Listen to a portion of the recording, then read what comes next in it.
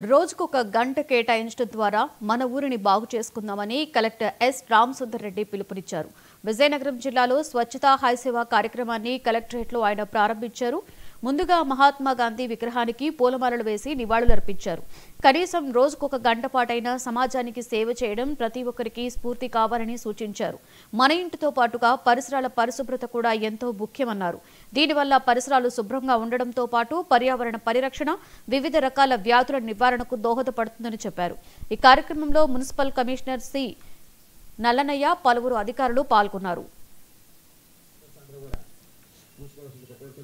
ఇంట్లో ప్రజలను భాగస్వామ్యం చేయడం, not only government but also ప్రజలు కూడా దీంట్లో అంతా కూడా భాగస్వామ్యం చేయడం అనేది దీని ముఖ్య ఉద్దేశం. ఇప్పుడు మనం చూసుకుంటే ఒక స్వచ్ఛత అనేది క్లీన్లీనెస్ పెట్టుకోవడం వరకే మనకు కనపడుతుంది తప్ప స్వచ్ఛత అంటే అన్నీ ఇంక్లూడెడ్. ఇల్లు క్లీన్గా పెట్టుకోవాలి, పరిసరాలు క్లీన్గా పెట్టుకోవాలి, వీధులు క్లీన్గా పెట్టుకోవాలి, మన నగరాలు క్లీన్ పెట్టుకోవాలి, అలాగే గ్రామాలన్నీ క్లీన్గా ఉంటాయి. దీనికి మనకు సపోర్టింగ్ ఏముంటుంది, ప్లాస్టిక్ వాడకూడదు, మోస్ట్లీ సింగిల్ యూజ్ ప్లాస్టిక్.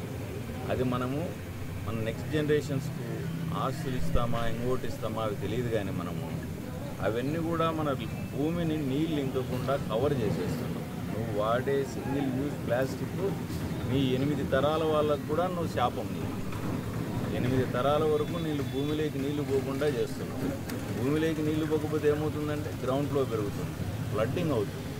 ఇంకుడు మనం ఎంకరేజ్ చేయడమే కాకుండా ఇంకుడు ఇంకా మనము ఆపుతున్నాం ఈ ప్లాస్టిక్ యూజ్ వల్ల. దయచేసి మనం ప్లాస్టిక్ ఆపేద్దాం, ఎక్కడ సాధ్యం ఉంటే అక్కడ ప్లాస్టిక్ ఆపేద్దాం.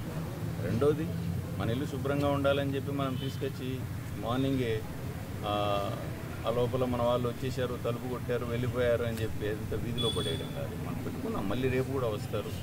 మనము మన మున్సిపాలిటీ వాళ్ళకి డోర్ టు డోర్ కలెక్షన్ అప్పుడు కూడా ఇద్దాం.